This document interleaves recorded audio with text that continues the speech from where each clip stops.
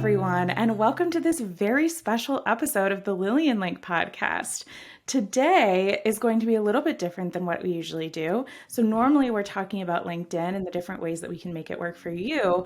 But today I've invited a very special guest on. She has been so gracious to come on and talk to us about a really different way to tell your professional story. It's something I know I get questions on a lot because there is a lot of overlap between LinkedIn and this particular topic. But today we're going to be talking about resumes with Judy Park. Judy, could you tell us a little bit about who you are and where your expertise when it comes to resumes comes from? Sure. Thanks for having me, Lillian. This is really exciting. I'm glad to be here to talk about resumes. So, Judy Park, I am a resume coach. I'm kind of the founder of Resume Refinery, which is my small business. And I call it Resume Refinery because I love helping people find the gems, like digging out the gems of their career to display on their resume.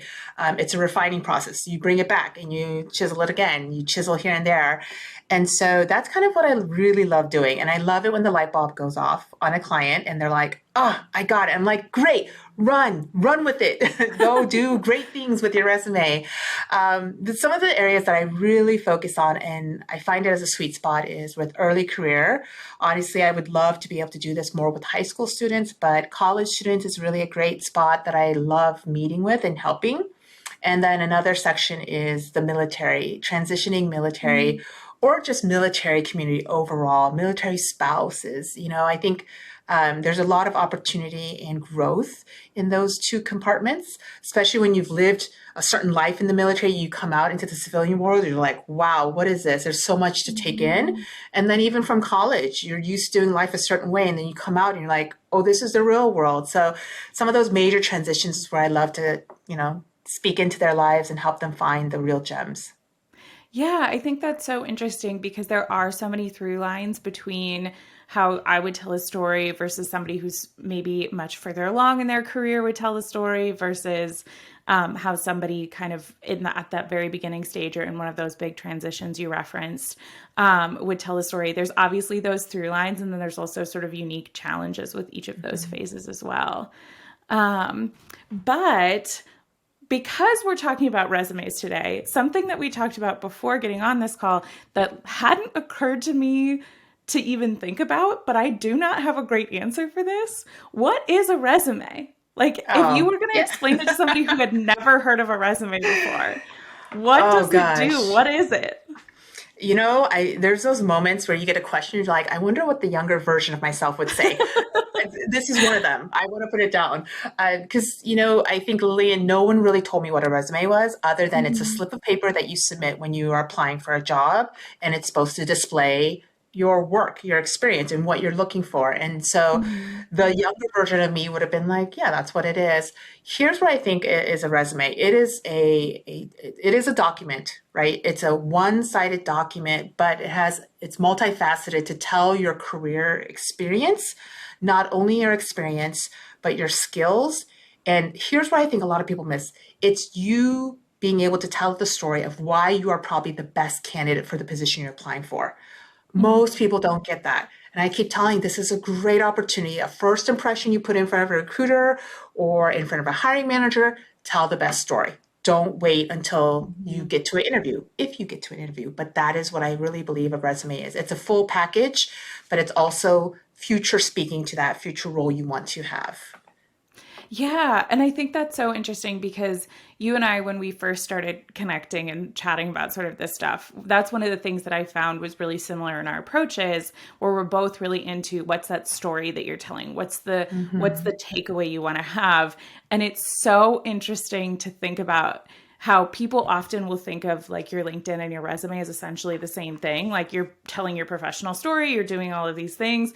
But we've talked about the fact that like it's a really different way that you end up telling that story. So the place we start when we're working with a new client is like, let me figure out who you are. Let me figure out what your career goals are. Like we both start in that similar place, and then we go to such different places because you're looking to like tell that story really concisely and pull out those gems and really highlight those, where I want to dig into literally everything you've ever done and make sure somebody can find it on your LinkedIn. Yeah. So I'm curious about how you find what kind of is unique about the way you're telling that story in a resume versus in some of the other ways that we so often tell our professional stories. Yeah, so like I said, the resume is really what I believe it's. I'll rephrase it another way for our listeners and our watchers here. Your resume is not a one size fits all. Hmm. And it really bothers me. Like it pangs my heart when I see a resume that is submitted to a job and they have no relevant information to what the job Hmm. description is asking for. They literally said, "This is me, take it or leave it, employer, consider me." And I'm like, what am I considering? Right. And so I really think resume is not a one size fits all. There's going to be different versions depending on if you have different positions you're applying for. I like to think of it as like, this might be a weird analogy, but like a dating app. Let's say, Lillian, you're Hmm. on a dating app and you fill out all these profile requirements. This is what I'm looking for, a dating app. And let's say your first five matches are actually opposite of what you asked for. You'd be like, Hmm. what? Why? What did you do, app? Why are you sending me these candidates or these Uh-huh. people, right? They're not what I asked for.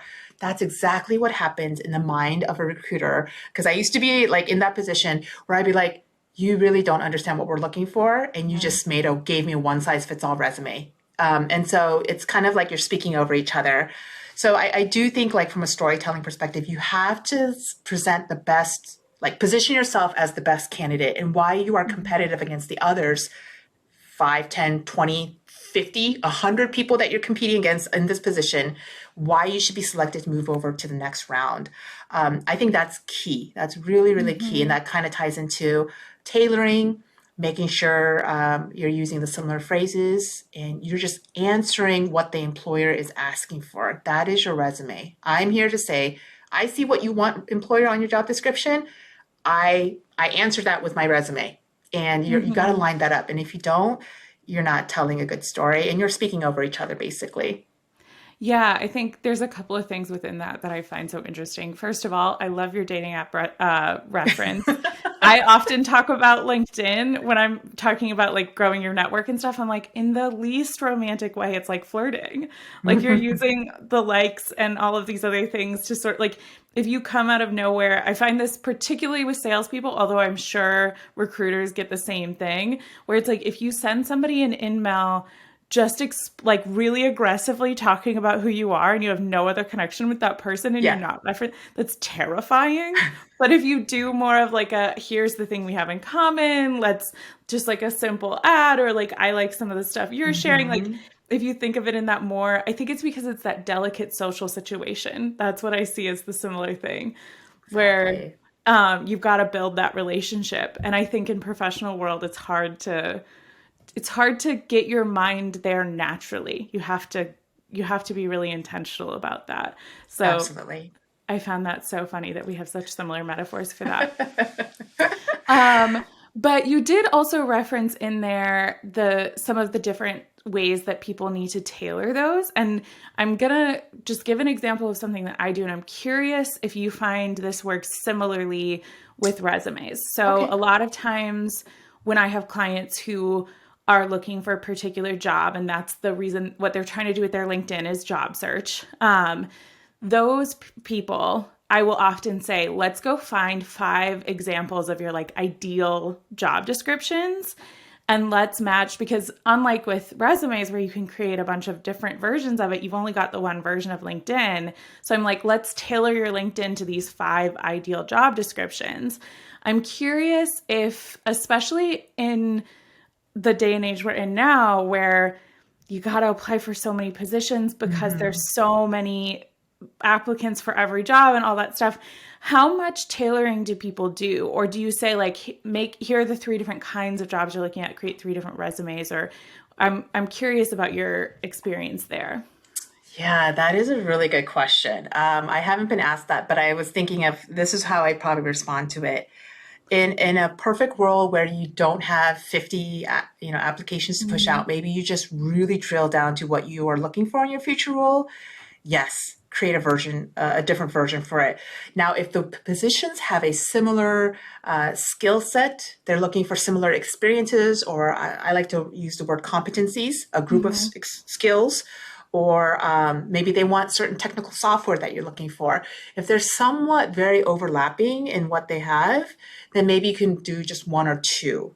Hmm. And so I like to say, hey, don't get, I hate the word lazy, but really that's some of the stuff that Yeah, drives no, for people to sure. be the way they are. Invest in yourself and tailor it as best as you can to increase your chances versus wishing maybe I didn't put all the right things on my resume. Maybe I didn't line up and create that dotted line between my experience and Hmm. what they're looking for. And maybe they went with somebody else, right? You can't, Yeah. there's no second shots with that. So I always say, do your best to present the best one for every position. Yeah, I think that makes a lot of sense. And I think it probably ends up coming down to prioritization of like, how is this your dream job? Because if this is your dream job, make a special resume for it. Exactly. If this is this a job that you'd be willing to do because you need money, then maybe just pull your stock resume. Yeah. Yeah. But the other thing you've mentioned a couple of these already, but it sounds like people have sort of similar challenges that you see come up over and over again as you're talking to different clients that you have or coaching clients that you have. What are some of those big common challenges that you see either for particular groups or sort of across the board when anybody's trying to tell that story?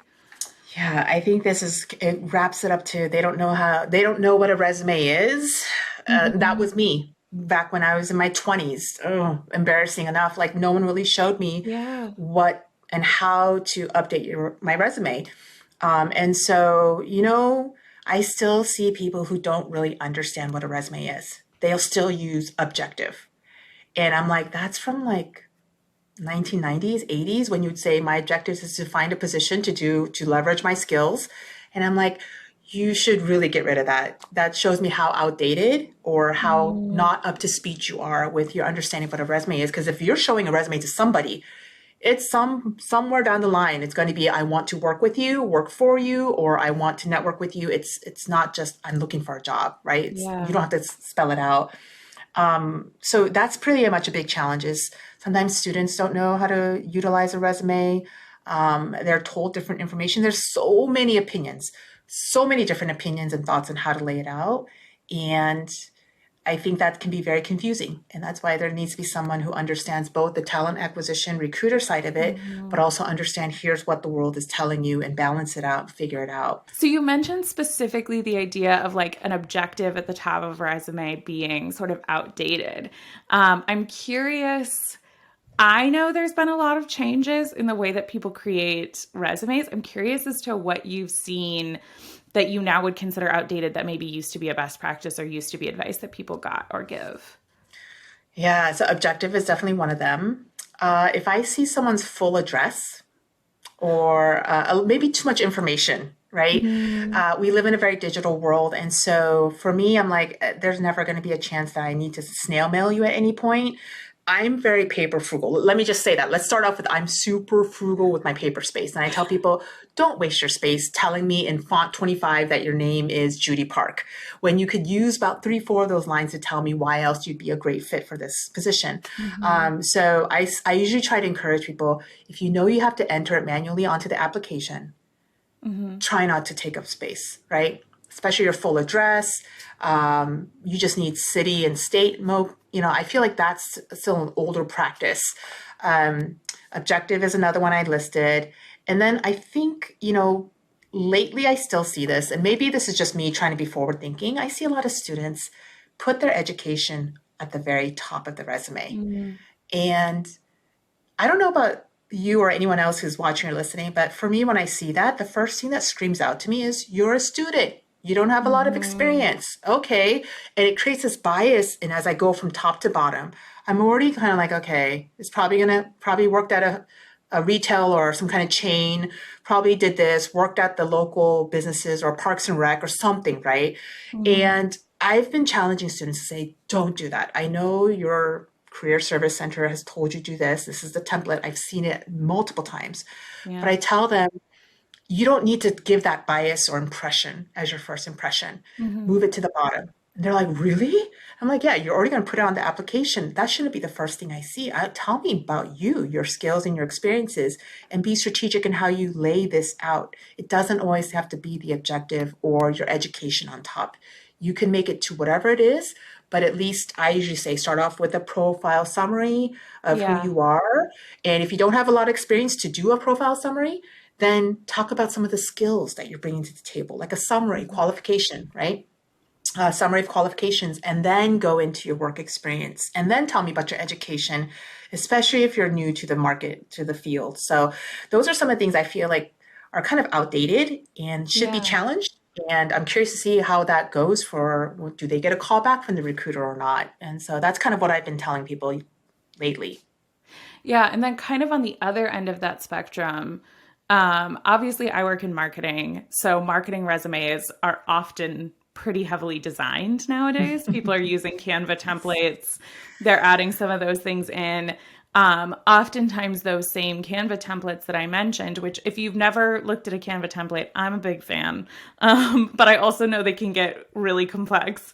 They have pictures on them. So they people will Mm. actually add their headshots. And I personally have gotten mixed advice about whether or not to have your headshot on your resume. And I'm really curious when it comes to that like highly designed versus very basic text. And then that picture element, what your thoughts are.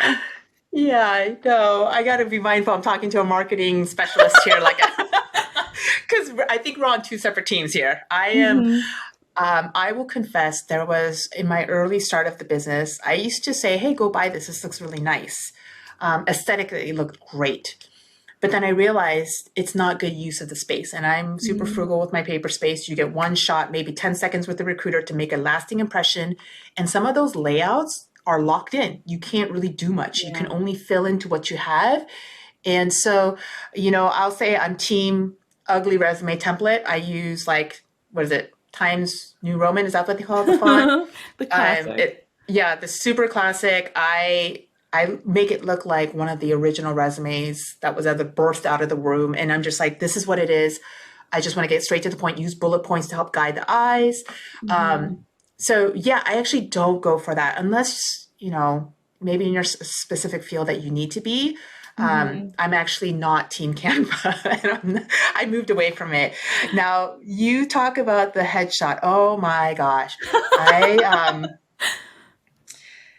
the reason why is I saw one recently. Someone submitted it to me, and here's why I want to be mindful: is different cultures of applying for jobs are different around the world. I know in Asia, and this person was from Southeast Asia, they use headshots. They use like waist and up body shots, and I Oh, was wow. like, wow. I know, like in Korea, I'm from South Korea, and I know they use face headshots. They highly judge you upon your external looks. I I don't like that because I've seen some people who are a little bit heavier labeled Mhm. lazy. They don't look like a hard worker. And I was like, that's absolutely false to what they say. And so there's a lot of biases, right? So my response is usually, unless you're going to become a model, an actor or actress, or a flight attendant, I really don't care what you look like at this point. And so I tell people, take the photo off. I know it's a nice visual break, Yeah. but again, it creates biases in me. Um, you know, I can make a bias just off of your name, depending on how Yeah. complicated it is or how simple it is, right? Yeah. And so I don't want that. So don't set me up for that is what I usually tell clients, and keep it off unless you're going to Hollywood or you're going to model for something or something like Which that. So probably most of the listeners are models because that's the group of people that I attract to Lillian Link classically, all models. Hey guys. oh yeah. Um, Yeah. Do away with yeah. it, people. No, that makes a lot of sense. I think that's really interesting. I'm glad to know that I've been giving the right advice because I do have friends who will ask me about it. And I'm like, I have a highly designed like Canva resume that has Mm, multiple colors and like different like all this other stuff that I put out because I'm in marketing. And so I'm competing with graphic designers yep. sometimes. And So that makes that's the sense. reason my resume looks like that. Where I think unless you're in that kind of position, it's not unnecessary. And you can do that with bolding a font or things like that if you need it to Hmm. have that visual break. So glad to know we actually are on the same page there. And Lily, that's why I love LinkedIn. So Hmm. like like I work with marketing people, but they're not in the graphic design type of marketing. They're in the Hmm. analytical side, the competitive marketing Hmm. side. And so they don't use the colors, they use more of like stats, Yeah. quantitative data. And then they use their LinkedIn to display any of the photos of certain events that they had to do or the outcomes. Hmm. So that's why I love LinkedIn. It's such a creative space that you Yeah. can't put on your resume. Yeah. Well, and I think it's such a different balance of those things because LinkedIn, like I talk a lot of, I'm like, you have to have all of your jobs you've ever had ever on your LinkedIn. Like all of those should be on there for XYZ reason that I've Mm. gotten into. And you guys can watch other podcast episodes of that and where I talk about those. And Judy, you and I can talk about it anytime. But I think that that's such an interesting different side of it where when I'm Mm. talking to people on LinkedIn, I'm like, I want to represent every piece of you somewhere on here. Obviously, we can prioritize that, obviously, with your headline and the beginning of your about page and all those things. But let's utilize every single part of this and make it the most in depth, detailed thing we can, where that is not what you want to do with a resume. It'll get really long, a lot of flipping. You, um, that's very interesting. And I wish we almost titled this, What are the differences between LinkedIn and resume? mhm. Because I've actually told people on resume, they've asked, I'm curious, how many scrolls, what's the longest LinkedIn you've ever seen? LinkedIn profile, like how many Oh scrolls my did you have God, to? endless. I mean, I work with a lot of my clients are like C-suite executives or people who've been in for Tenured. decades. And Yeah. so it really genuinely one of the questions that I answer for my clients a lot is, well, I don't want to put my decades of experience because I don't want to deal with ageism. And I'm like, oh, that's Mm. a whole other set of problems. But yeah, I've seen very long LinkedIn's. Oh, that's so interesting. So when you say 10, you want to see everything on a resume that's how it's different with between LinkedIn Hmm. is that if you did everything, I think my resume would be like 7, 8 pages. It would be really, and no one Hmm. has time to flip through that. So I'll just follow up on this. What I usually tell people is I say no more than 10, right? That's Okay. kind of the rule of thumb. I go back and forth depending on what kind of experience it is. But I also want to challenge them to say, what is speaking to your future role? Because if it's not speaking to your future role, don't waste someone's time trying to tell them about something that's not relevant. So maybe it's someone who had like 15 years of HR experience and they're now in, I don't know, what's a wild software engineering, let's just say. Hmm. And they've been a software engineer for the past 10 years. I don't want to know about the HR experience. Maybe you can list it as a shorter, maybe one sentence max, Hmm. and just put the time frame. Because if you haven't used it in, say, 10 years, it's like a muscle that's kind of atrophied, right? If you Hmm. haven't used the competencies or the skills in the past 10 years, you better believe it's gotten rusty. So put what is fresh, and then you can just make a respectful mention of it at the bottom if you need to, if you must. But I usually tell people don't lose the attention span, don't lose space by putting that out. So it's really interesting you mentioned that because I think there could be a whole nother topic on the differences in how we utilize to tell our story on a resume versus a LinkedIn profile. Yeah, I'm now curious about another thing that I talk to people about a lot, which is how much to show their personality on their LinkedIn's. I think there are very specific spaces on LinkedIn that I'm Mhm. like, this is where you show your personality. There are other spaces that I'm like, this is not for that. Yes. But on a resume, how much of that like a fun fact about who I am or like a joke that's Mm. funny. Like, here's some emojis because that's who I like. Sometimes I'm like, if you're somebody who uses emojis every single day in your work emails, as long as it's professional, go ahead and put a couple of those on your LinkedIn. But I'm not sure how that would go on a resume. Yeah, not so great. You know, it's great with LinkedIn because you can click and you can explore, go down these rabbit holes and like look Yeah. at photos and watch videos, depending on what they have on their profile. But a resume usually is just a sheet of paper or it's Hmm. a PDF. And I don't know a lot of recruiters who are going to sit there unless you have like uh, like what is it, a portfolio that follows through that you can click through and specific industries and positions require that and want that.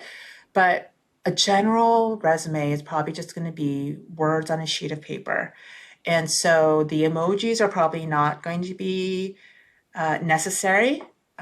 It might even distract. I would say bullet points are probably the most, I'd say hyphen or Yeah. bullet points are the most image graphic icons that you want to use, Okay. or aligned, but that's only there to help guide the reader where to go with their eyes quickly, especially when you're looking at 10 seconds. Like if I really like what they put, I'll spend about a minute on it.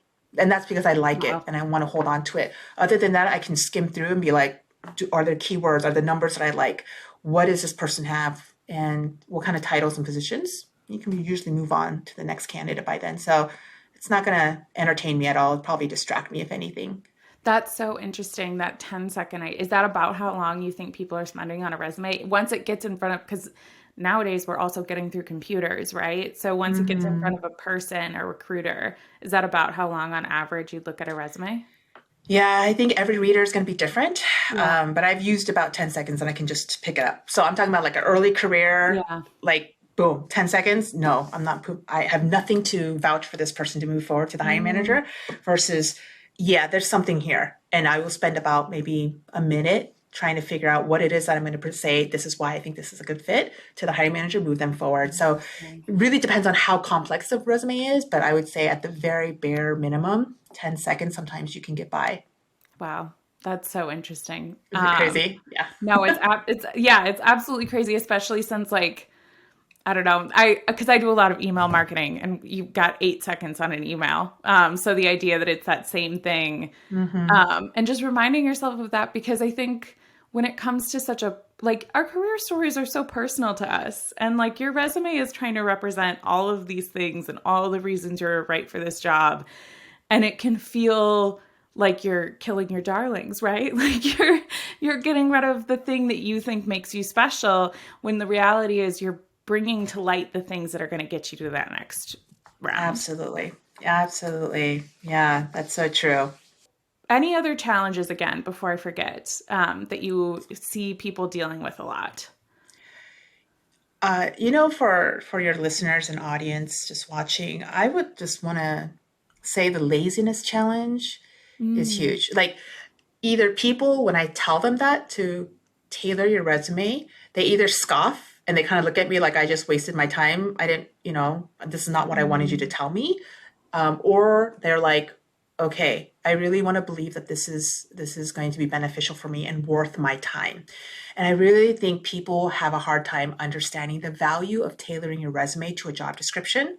mhm, You could talk about the dating app analogy again, but honestly, there is just so little time, mhm, so much time a recruiter has to try to figure out and sift through your entire history of your career to say, are you competitive? Are you a good fit? What do you bring to the table in the short amount of time? Versus like when someone tailors it and says, I saw what you put out there the other day. You wanted skills X, Y, and Z. And so mhm, here is how I've utilized successfully skills X, Y, and Z on my resume. When mhm, they don't do that, let's say they still ask for X, Y, and Z, and I, Judy Park, say, I don't care what you're asking for. This is who I am. Take it or leave it. One size fits all. And my skills are A, B, and C. There is mm, just it's just not speaking to each other. And so it's so important to take the time to create that dotted line, to mhm. read through the qualifications. What are their preferred? What's their, hey, this is be brownie points if you have this, but what are Yeah. the core qualifications? And that's an investment you're putting into yourself when you submit that resume and application. How much time do you see something like that taking for those specific roles? Gosh. Uh, how outdated is the resume? I guess is the first question I'll ask them. So let's say we're taking my resume, which I do this thing every year where every year in January, no matter what, I go through my whole resume. So I Mm, always have one that's updated because I get asked for it frequently for random reasons. So let's say I have one it's been updated in the last month. But I have a job just I'm looking for particular jobs and mhm. I'm going to be applying to, like, let's say minimum 10 a week, right? How much time for each of those am I spending updating my resume? So I'll say this. I've had clients who catch on to this idea, the light bulb goes off, ding, and they come back to me the next day with a brand new drafted resume. Mm, They probably put in a couple of hours. I'm going to okay. say 3 to 5 hours just digging up, tilling the soil, getting in fresh new content and organizing it to a job description or just updating it properly. Now, there are some who are switching industries, and that's Mm, tough. That's going to be really tough because now you got to get your cover letter ready, which is a whole nother topic if necessary. And then it's the resume and writing it. So I could say I've seen some people take about a week because mm, not everyone has the same strengths. Not everyone has the same brain bandwidth to do this within a few hours or the motivation sometimes. If you're not strong in writing or crafting or wordsmithing is what I like to use, yes, mhm. this is going to be like pulling teeth. People, give yourself like a week to do this and take breaks. Now, if you're like really good at this and you're like, I know how to pick out the right action verbs, and this is like art to me, I love it, I'm creating art, give yourself a few hours, you know? And I've Yeah. seen both sides of the clients and some longer, months. And I'm like, hey, just following up, how's it coming along? Oh, this is pulling teeth, Judy, I can't do it. And so some people prefer to get the resume writer and just have them do it for them because it's Mm, easier. But if I could just put a shameless plug in there, I just feel like everyone needs to learn how yeah. to write and update their resume. You can't get by. I mean, sure, you can get by in life. It'd be expensive to do that. But at the end, you're not going to be able to self-serve yourself. And should, let's say something does happen and you have to do it on your own, you have the skills to do it. So, Yeah, and I think we've talked a lot about those early career people and people who are maybe in that beginning stages of things. But mhm. when you start to have a longer career story, maybe it's mid to like super senior levels, even I know I work with some people who are VPs and C-suite, and you're telling a really different story. You have a different career story. What do you find is like some adjustments to your advice there? For example, like length, there's the wholly one page choice. Mhm. But I know that evolves as you get into further stages in your careers. What are some of the ways that that grows and changes? Yeah, I would say as you move up the ladder or you just gain much more experience and tenure, Hmm. 2 pages. Okay. I've never met anyone and never met anyone who goes through all 2 pages unless they're just gobbling it up and just like, this is great. This is really exciting. They're hitting all the nails on the head of everything that we're looking for. But I will say this in that same thread, I would say be strategic. I'm always about the placement. Hmm. And with the resume, I always ask people, how do people read here Yeah. in this country, right? Top to bottom, left to right. And I tell them, you want to put some of the best things when the reader is right starting and they're very engaged and trying to figure things out. And you just want to kind of bait them with good stuff. This is who I am. This is who I am. This is who I am. This is who I am. And if you do want to add, I don't know, some of your certifications or education, you could put that at the bottom, right? Hmm. Where you don't want to leave the good stuff at the very end where there's no guarantee they're going to make it all the way down there. So sometimes I just say second page is at the farthest. Anything beyond that, you might show yourself some ageism there, right? Yeah. You might date yourself, or you're going to lose some really great opportunity to display the best work by leaving it at the very bottom of a third page or a second page. So be strategic in how you place it is also important. And I think it comes back to the thing that you've mentioned a few times here, which is what is the point of this, right? Like, if you're doing this, like if you're sending that to some fancy recruiting agency that is going that Mm-hmm. has reached out to you and they need that context and they want to know every single piece of your whole story because they're going to go out and find you, that may be a situation where they're going to Exactly. spend more time on it. But unless that's the situation, you're not trying to tell them the whole story so they hire. Nobody's hiring you off your resume alone. It's about Mm-hmm. how do you get to that next step and how do you tell that next piece of the story, which I think you did such a great job of explaining kind of how to prioritize those things. So what are the like first few tips? Like let's say somebody just wants, they're listening to Mm-hmm. this, they very rudely don't have the opportunity to talk to us, which all of you, P.S., all of you do. You can talk to me or Judy or both of us together. Great Yeah. news. Sneak Yes. peek for the end, but the if somebody is like they're just getting started on this, they're maybe they're not at a point yet where they're looking for a coach, but they want to They want those recommendations either to update their existing Mhm. resume or maybe get started telling that story. What are those tips you have for them? Do their homework. And I think this is where people are going to be like, no, I just want to do it. I just want to go in and just drop we're in a society where fast, right? Yeah. Microwave generation, we want instant, instant, instant. But if you do your homework, you're able to lay out a better foundation of your resume. So let's just say if you're early career and you're trying to go for a software engineer position, I am not really good with software engineering, period, because the sheer number of technical skills is just like MongoDB. Like, I don't even know what these programs are. Like, what do you need to know? Software, wow. And so I usually tell students, like, hey, figure out three positions or two. What is your key end goal? Again, we're talking about what is Hmm. that future position you're looking for? And then I would love it if you can just research, Google will tell you all that you need and start making a list of some patterns. What are the top five competencies that they need? Is Hmm. it cross functional collaboration? Is it multitasking? Is it being able to work under pressure? Is it being able to analyze data? Find out those top five lists and or find out those top five programs or software technical skills that they need, and then start from there, and you have your base block of what you want to start adding in, Yeah. right? You don't need to start tailoring to every single job description, especially if you have some time. But I think that really helps because then you could say, okay, one of the tips I always tell people is turn the bullet points on the job description into a question for yourself. Mm.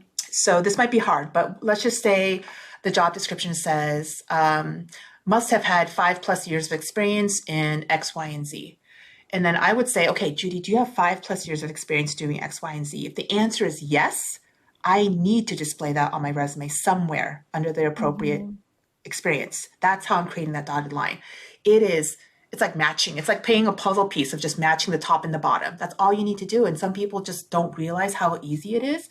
They think you have to make up all this fluff. And I'm like, no, the answers are there in the job description. Bring it back to your resume. And so, whatever list you create, whether it's top five competencies or top five technical skills, you ask yourself, where have I utilized these competencies successfully? And do I have the right data to tell the right story that I'm good at this? Or where have I used these technical skills? And where do I need to put it? Is this a very technical position? Put it on type so the recruiter knows, okay, this person has some of the software skills that I need. Then talk about the work experience. And Hmm. we can go into different layouts and options, Hmm. but understand what they're looking for. And then Hmm. you can ask yourself, am I the right person to apply for this position? Do I have a good shot at being considered? Um, I think that's really helpful versus just blindly throwing out resumes and applications left and right. Something that I know from, so this is one of those old things that I read on the internet a really long time ago. And I say this a lot, but I haven't actually checked my statistics on this. Okay. So if anybody listening to this, like this is not a new fact until you Google it to double check me. But um, the gist of it was that when women read job descriptions, we read the requirements and think that we need 100% of those requirements, where men think it's more like 60% of the requirements.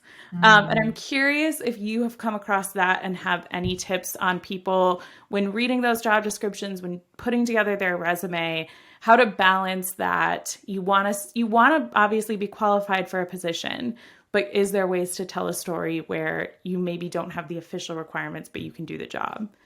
Yeah. Oh gosh, I remember this because when I was in DE&I for talent acquisition, we had to work with a lot of this, and I'll say it's not a made up fact. There's a lot Hmm.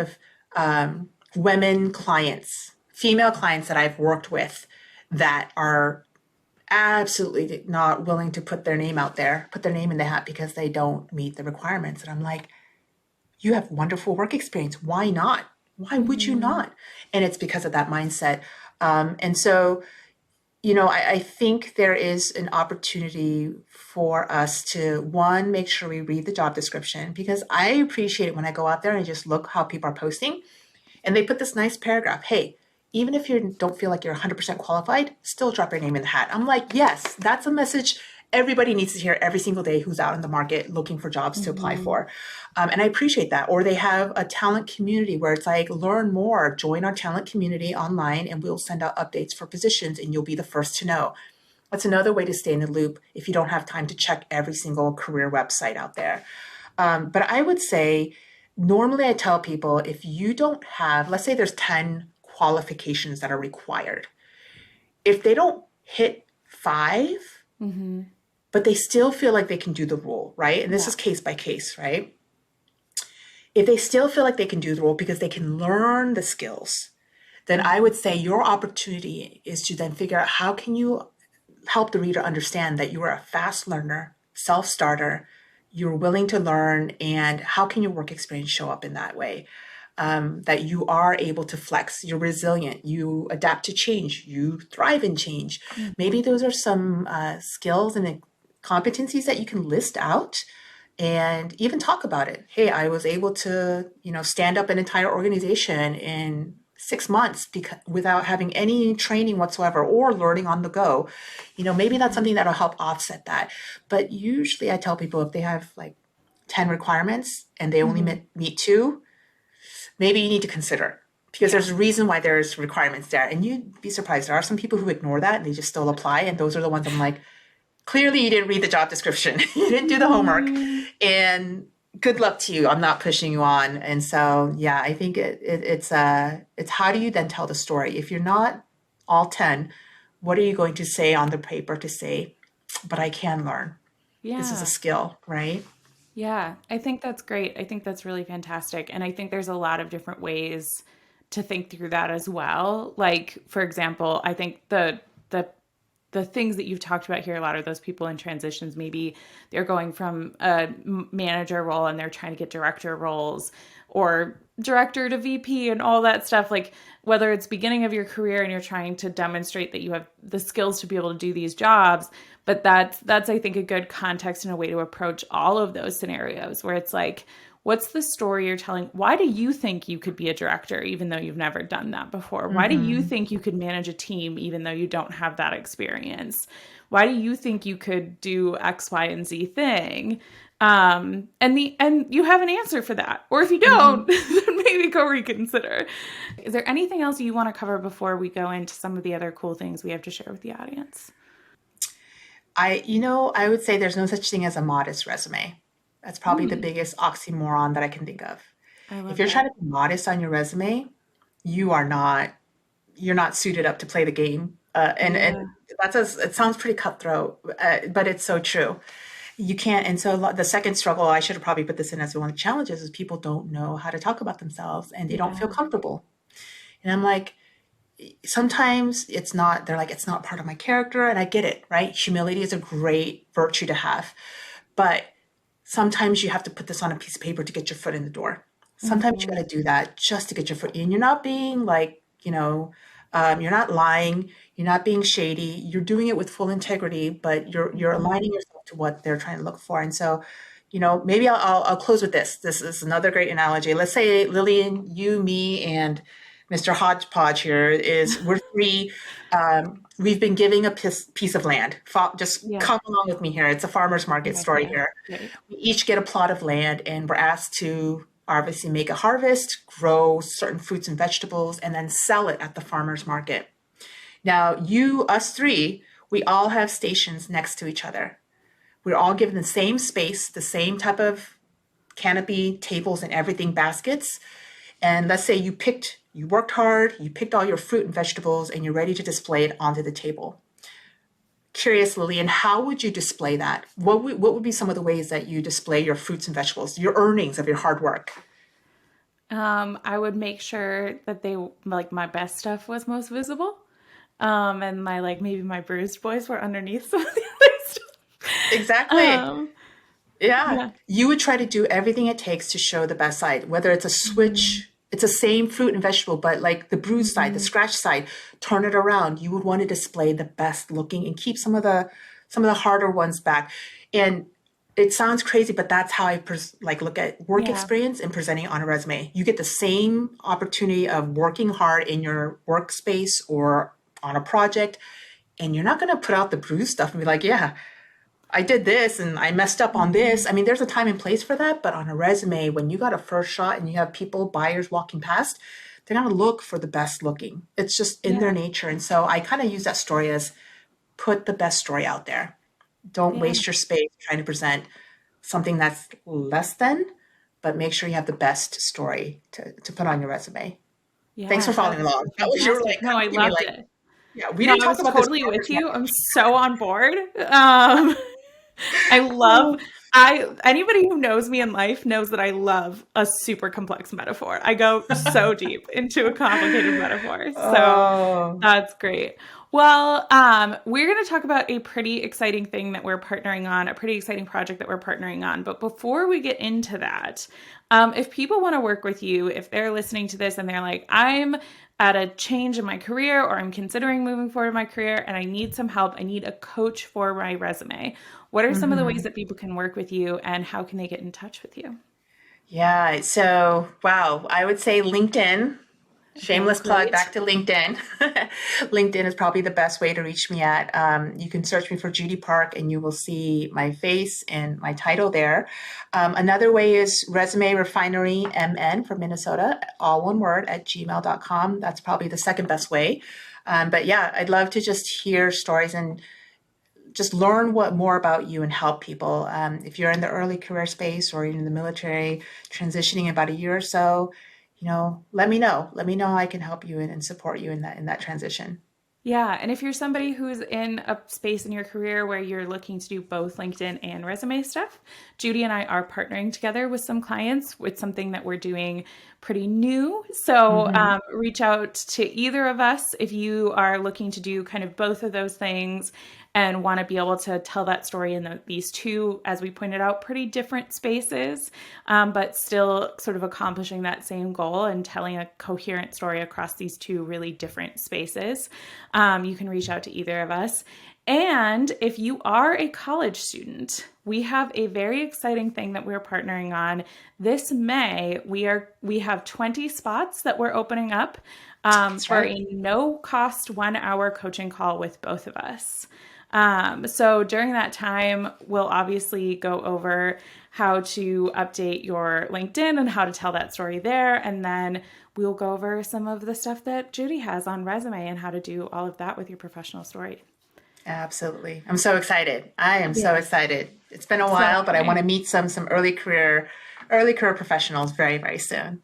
Yeah, so if you're whether that's you're a college student who has is graduating this year or you're graduating next year, we're currently limiting it to just class of 2023 and 2024, just because we want to really focus on that group right now. But we obviously, if we get a lot of interest, we'll expand it beyond that. But if you know a college student, or if you are a college student and you want to participate in this, we are going to be opening up a pretty simple application form that you can fill out on my website. So there'll be links to that in the description. There'll also be links to how to get in contact with Judy in the description.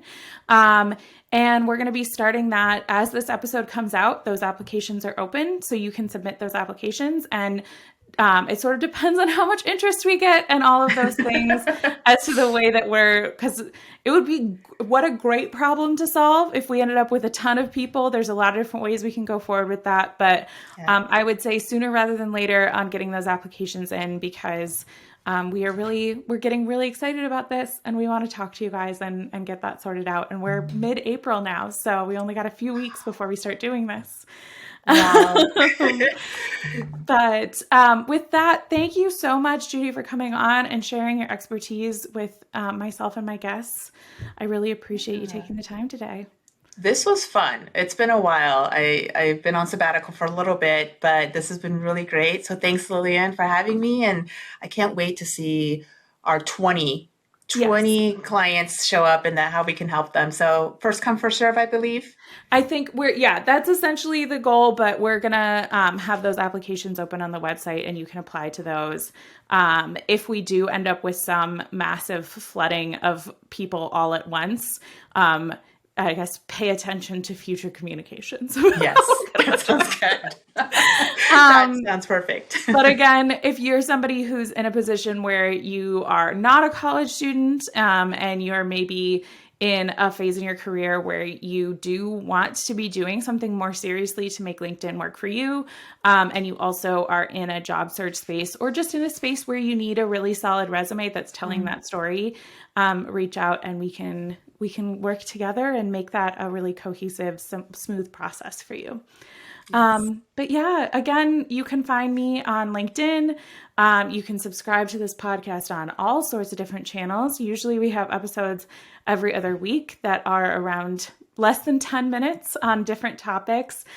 We have one on content. There's one on how to improve your LinkedIn in 5 minutes. There's a lot of different sort of episodes that I'm covering there, and bonus episodes like this with Judy are going to be coming more frequently. So keep an eye on all those feeds for that. But I hope you guys have a great rest of your day, and I guess we'll talk soon. Talk soon. Yes.